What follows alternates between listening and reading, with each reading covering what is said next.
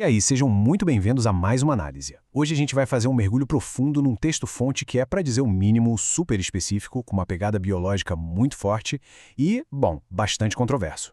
A gente vai desconstruir a forma como o autor estrutura um argumento sobre um dos temas mais debatidos da história humana, o momento exato em que a vida realmente começa. O texto vai fundo na biologia celular para trazer uma perspectiva que bate de frente com o que a gente costuma ouvir nos debates públicos, usando a microbiologia para sustentar uma visão política bem definida. É uma leitura densa, então bora acompanhar essa linha de raciocínio passo a passo. E para começar, dá só uma olhada nessa citação direta do texto. A vida não começa na concepção. Surpreendente, né? Geralmente, quando a gente vê debates sobre direitos reprodutivos, a linha costuma ser traçada exatamente aí, na concepção. Mas o texto já chega invertendo as expectativas ao afirmar que a vida não começa nesse ponto. E não é porque começa depois, tá? É porque, pro autor, a vida já estava lá antes mesmo desse momento acontecer. É uma inversão bem fascinante das nossas expectativas políticas e biológicas padrão.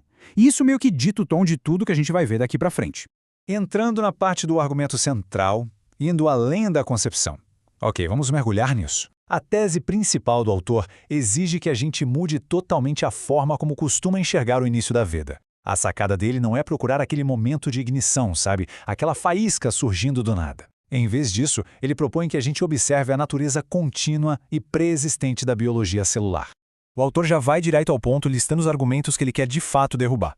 Segundo o texto, os defensores do direito ao aborto costumam insistir que a vida só passa a existir depois de alguns marcos específicos. Tipo, depois da fase embrionária, no final da 12ª semana de gestação, ou até mesmo só no momento em que a criança nasce. O material traz esses pontos justamente para tentar refutá-los de forma super categórica. O argumento dele é que essas linhas divisórias simplesmente ignoram os processos celulares fundamentais que já estão rolando muito antes de qualquer uma dessas etapas.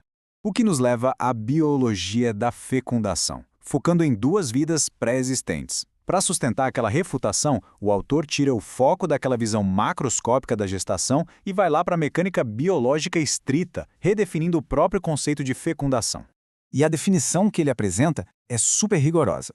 Ele descreve a fecundação puramente como a fusão de duas células germinativas, que são os gametas, vindas de dois organismos vivos diferentes. E aqui tem um detalhe. O texto faz muita questão de dar uma ênfase enorme à necessidade de ser um macho biológico e uma fêmea biológica. O autor usa essa ênfase no sexo biológico de um jeito bem deliberado e até agressivo para descartar qualquer outra interpretação social ou filosófica. Ele chega a classificar visões diferentes como, e eu estou citando as palavras dele aqui, filosofias farsescas e ideologias pervertidas que não teriam lugar na evolução. Dá para ver claramente que a biologia é usada como uma âncora absoluta no argumento dele.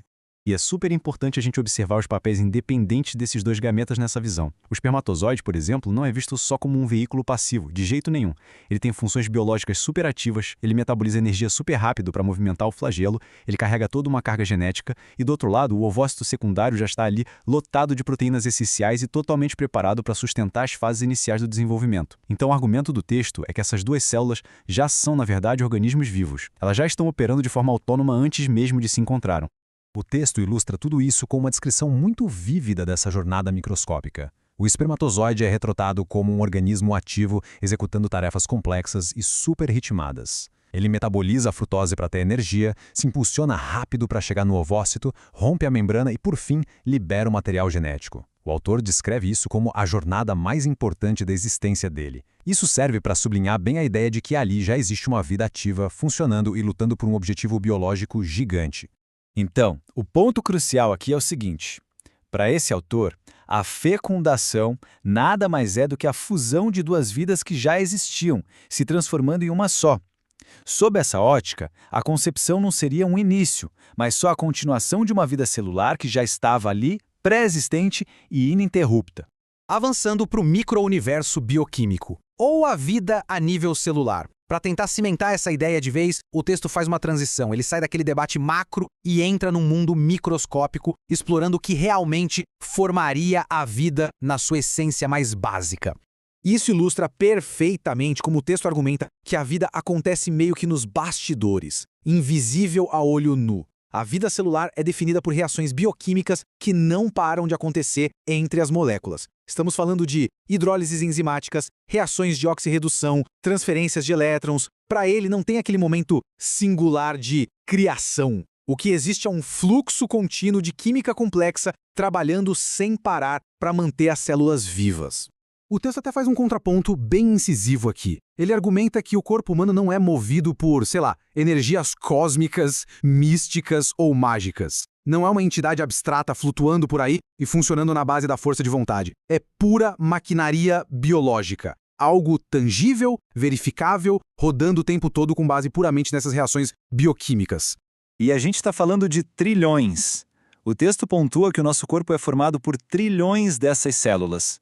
Trilhões de células especializadas, organizadas em tecidos, em órgãos, cada uma fazendo a sua função específica e de forma totalmente independente da nossa vontade consciente. A vida, nesse cenário, é retratada como um sistema massivo e autônomo. É um sistema que simplesmente não pede permissão para existir e para operar. Chegando à conclusão do autor.